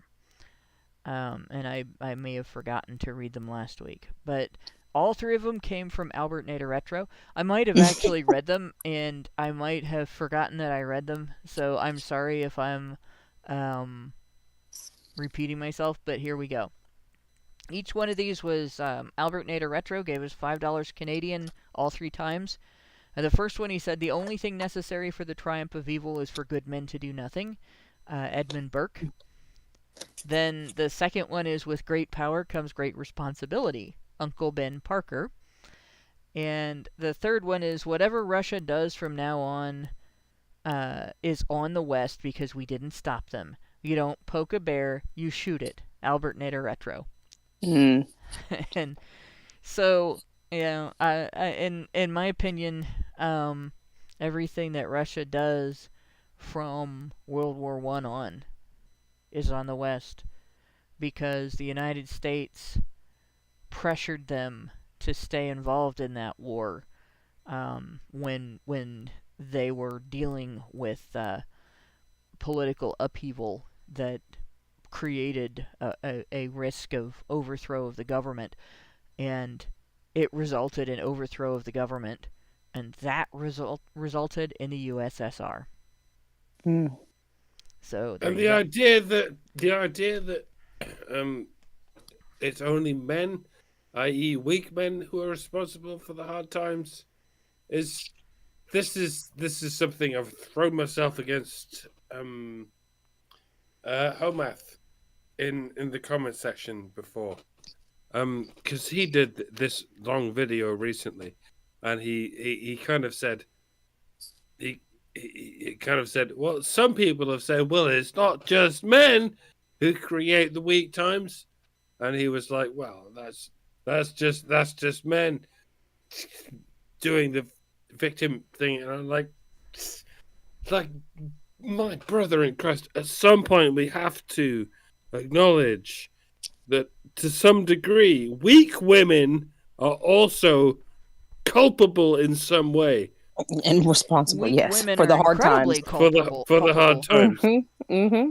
Weak women create the next weak generation, right? Yes. Women who demand protection from the consequences of their stupid choices raise their children to fail at thinking before they act. Absolutely. And then the women of that generation raise their children to fail at thinking before they act. And the worst part is the men of that generation can't stop them because they were raised by the same women. Right.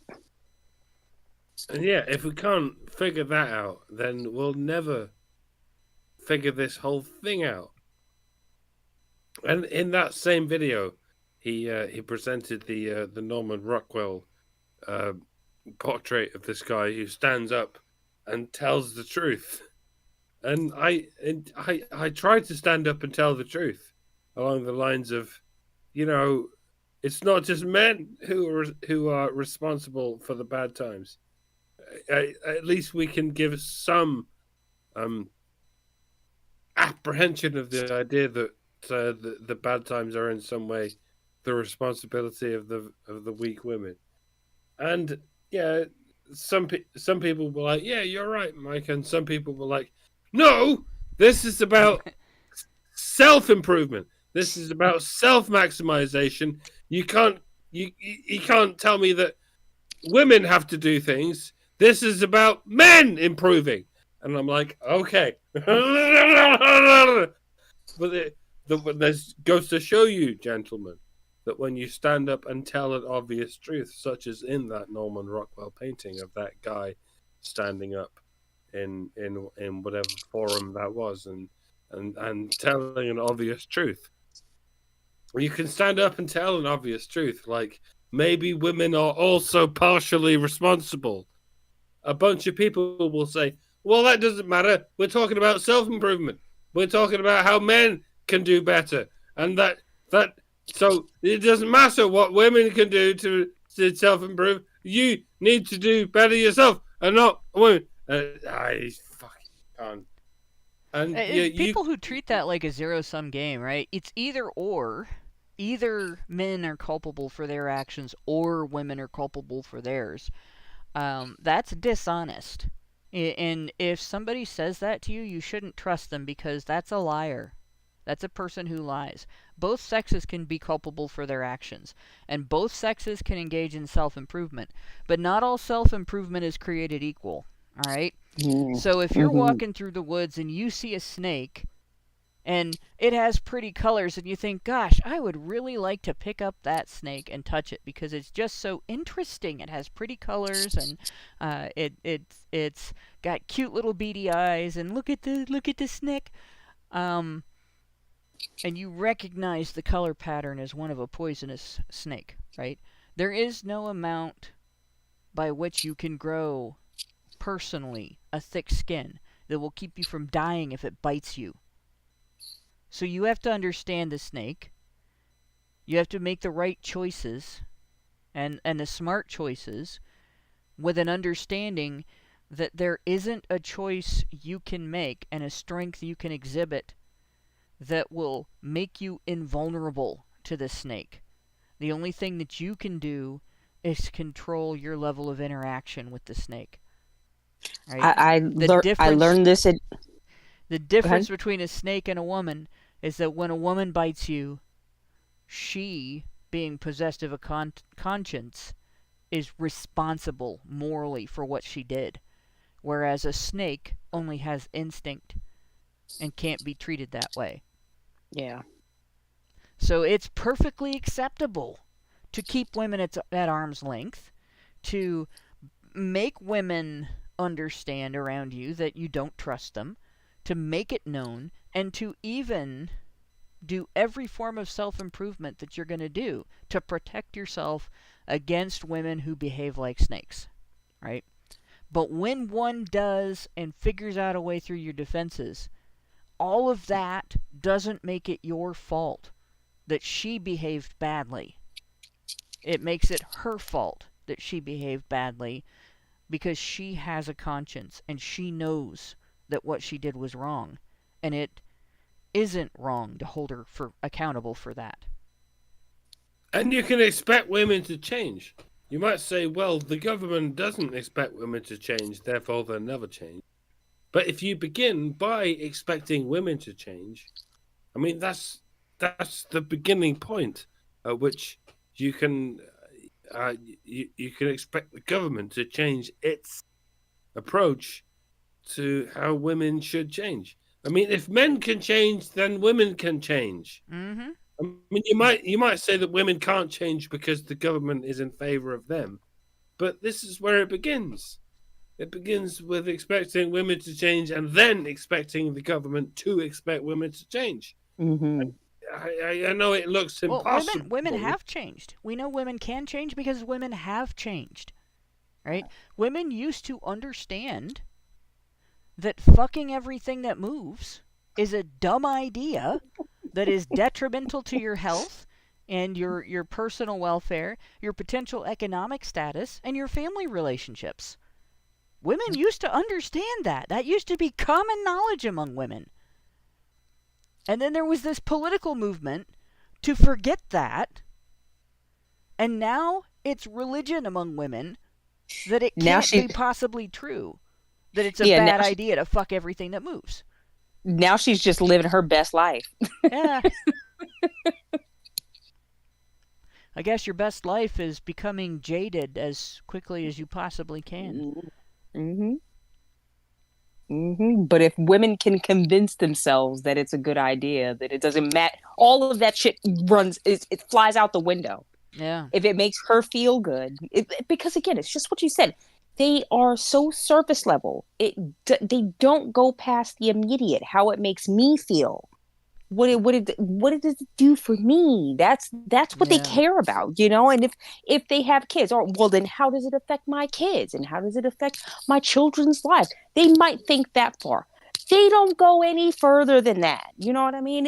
It's just one or two layers, and that's it. You know, another one that really bothers me, right? Women used to understand that finding another person in adulthood who gives a flying fuck about you personally is a treasure, an absolute treasure in life that you should value beyond any of your feelings. And women used to move heaven and earth to make sure that when they did find someone who cared about them, whose dedication to their welfare was greater than to his own, that they reciprocated, that they made sure he was okay so he could keep doing what he was doing.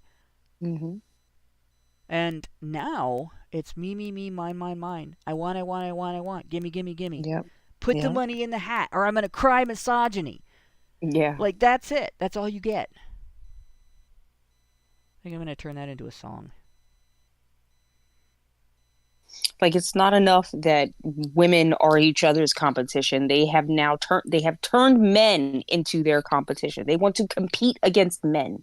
It's like, why? Like, why can't you just be the best version of you instead of having to look at what someone else is doing? You know, see what someone else's answers are to their test. You know? Yeah. It's just Or not that. They can't. Spend 5 minutes trying to be happy instead of trying to be miserable. They can't. They don't know what makes them happy. What makes them happy is what they think their girlfriends means. What happiness means to their girlfriends. That's what they think they need. Right? Yeah. It's never. They can't be self-sufficient. They cannot be happy with what they have. It always has to be a comparison with their girlfriends. And if their girlfriend has something better, then, oh my God, I'm now, for some reason, I'm unsatisfied with what I have. You know, because I see someone that I'm envious of what somebody else has. It's just. Yep. So women have changed. Women have changed for the worse in a lot of ways as a population. And women can go back. It's not going to be easy. It's a lot like going through rehab. You know, the things that I understand and that I've talked about and the harsh messages that I give to women, those aren't because I am some super special smart chick that always got this stuff, right? It's because I put myself through the school of self-inflicted hard knocks and learned a lot of things the hard way that I should have understood from the beginning because I had those lessons from good parents and good aunts and uncles, good grandparents, good cousins, good friends, their parents. I had those lessons in droves growing up and still had to train myself to think before I act, right? And to recognize the value of caring about other people beyond the immediate how they're feeling right now. And being able to get it, being able to understand it, that might be something special. Like being able to actually garner that lesson from having failure after failure when trying to ignore it, that might be something special. But I don't want to believe that because women used to understand those things. And I think there's a lot of noise in Western culture that women listen to that they shouldn't listen to. There's a lot of noise about what we should want and what we should think we have a right to, and because we're women specifically, by the way, and what we should value in life from feminism and from gyocentrism. And they're all wrong. All the noise is wrong. But it's so loud, and it's so prevalent, and so targeted because it's so promoted by the establishment. It makes us useful if we're stupid. It makes us useful to the establishment if we panic and demand more control, more government, more authority, more Gibbs, because then they get more power. And then they get more wealth. Right?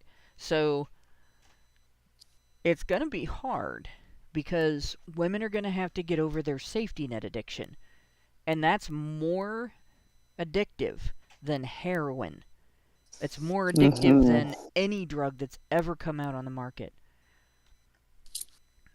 So it's not going to be easy, and it's Yeah, going to take a and lot of work from all of us.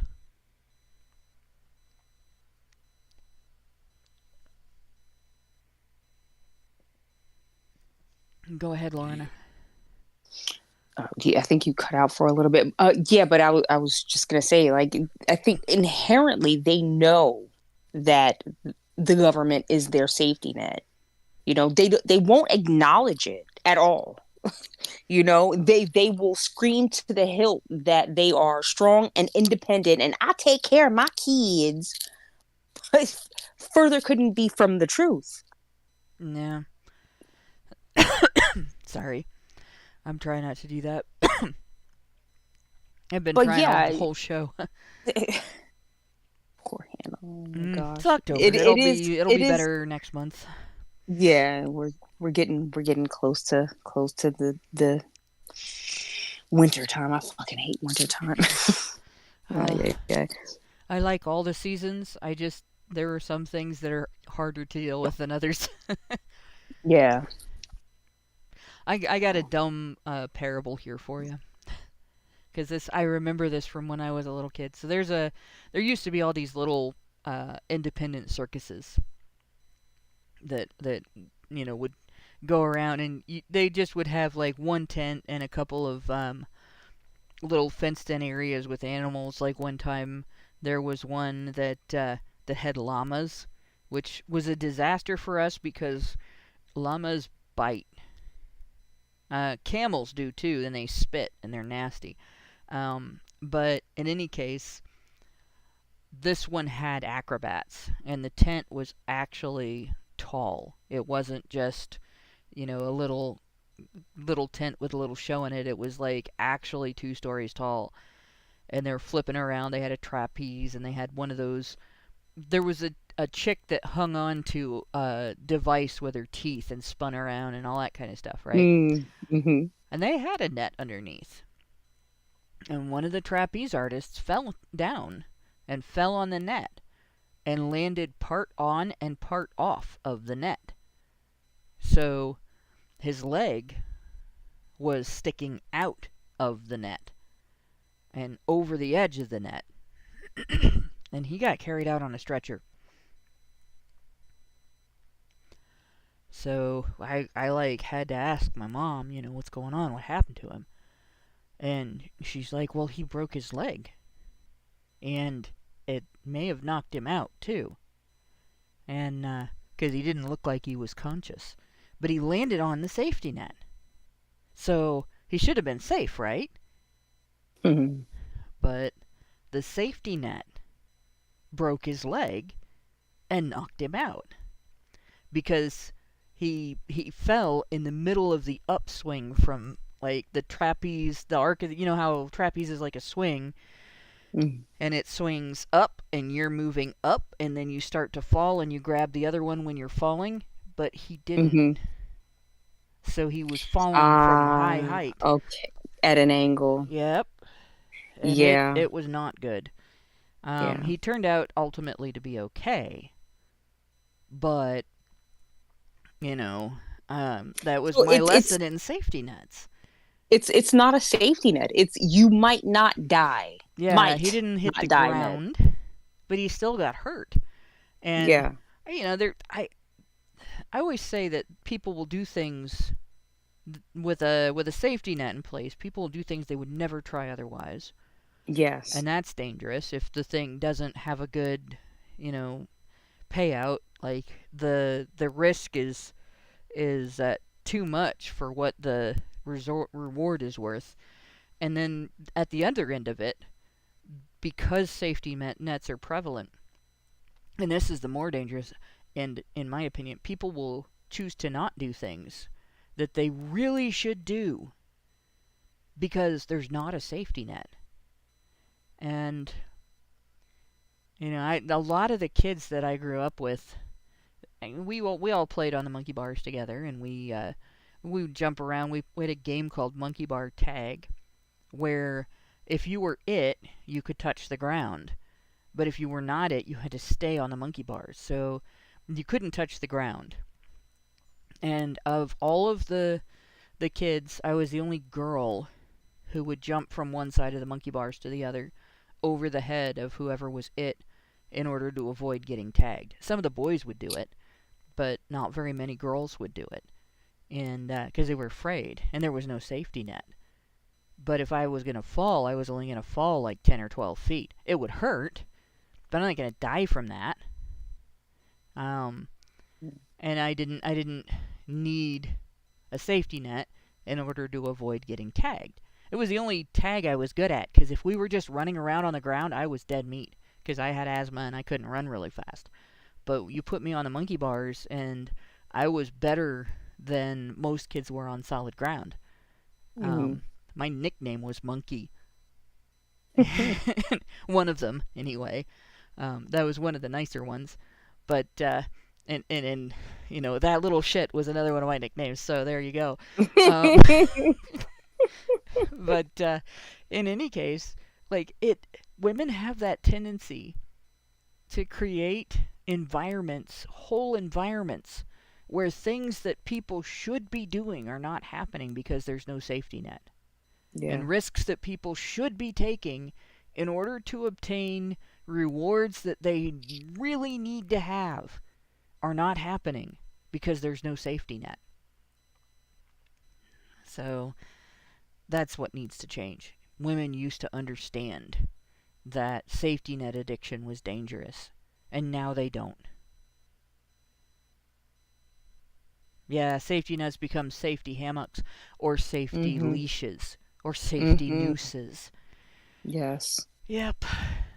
But with that, I think that's that lesson that I wanted to impart here really is that safety net addiction, women's safety net addiction, and the gynocentric accommodation of that safety net addiction is probably the most dangerous thing in the world. It leads to the very conspiracy theory that people are floating around actually being true. It leads to genocide. It leads to economic turmoil. It leads to mass death from diseases that shouldn't have ever happened, right? It leads to authoritarianism and oppression. So it needs to stop. And women who are listening to this need to put effort into growing out of that and talking other women out of it. And men who are listening to this, who are raising daughters, it's possible that the generations that are already grown up are fucked. It's possible. But the next generation doesn't have to be. And young men who have not yet fathered children, if the woman that you're looking at isn't going to marry you and make a home with you to raise a family in a loving and nurturing environment where the kids will grow up understanding the wrongness of safety net addiction and the importance of their own personal accountability, run. Go find someone else, because that's the wrong woman. No matter what else you like about her. On that note, we will soon be uploading a cover of My Sharona, written by Hannah, called My Sharona. It's going to be great. And it's going to be so much fun. Yes. We probably better do that really soon, though, because the election is really close. You know, this guy, you're waiting for what? No, listen, this guy right here, don't be fooled, folks. He waits until the last minute to do almost everything. That sounds like me. You'll have done everything already. I don't need to add much. Awesome. Cool. Well, I can't wait to hear how it comes out. So, in the meantime, there will be an after show tonight. We are still going over, and it's actually more appropriate now than ever. We are going over a self-serving narcissist's blog post about 100 quiet examples of misogyny. And it's all stupid shit that isn't misogyny. And, but it's all very... So Peter Wright has pointed out, in no uncertain terms, that gynocentrism for women, among women, gyocentrism is female narcissism. This blog makes that clear. It crystallizes it quite well. So that's what we're reading over in the after show.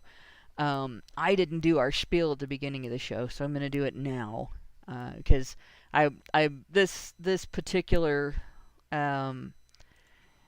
series of news stories and the information that has come out and everything, I'm not kidding about how much that has thrown me for a loop. Like, I've always had that, quote, conspiracy theory. I didn't expect it to be so blatantly confirmed. So, there you go. But, in any case, as always, Honey Badger Radio dishes out a smorgasbord of thought-provoking discussions, and as experiences both recent and long past have demonstrated, the provoked thoughts are fighting back. They've made it clear that for people like us, relying on third-party payment platforms like Patreon to fund our work is treading on thin ice, or building our house in the path of a rapidly growing wildfire. In light of this, we strongly encourage our supporters to switch at least their support for us to feedthebadger.com, the most stable way to help us out. And by the way, if you want to be involved in our after shows, that is where to go to find out how. That's feedthebadger.com. And if you want to tip us directly instead of relying on any social media platforms tip jar, the link for that is feedthebadger.com/justthetip. So that you don't have to go through any particular social media to say what you want to say.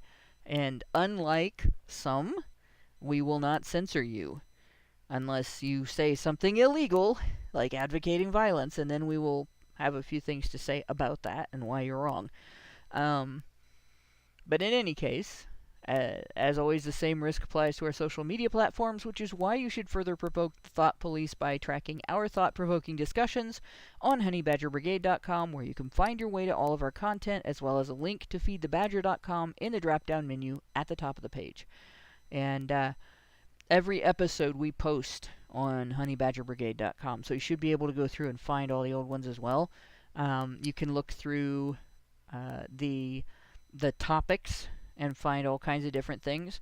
We also have some people who have posted their writing on honeybadgerbrigade.com, so it's not just the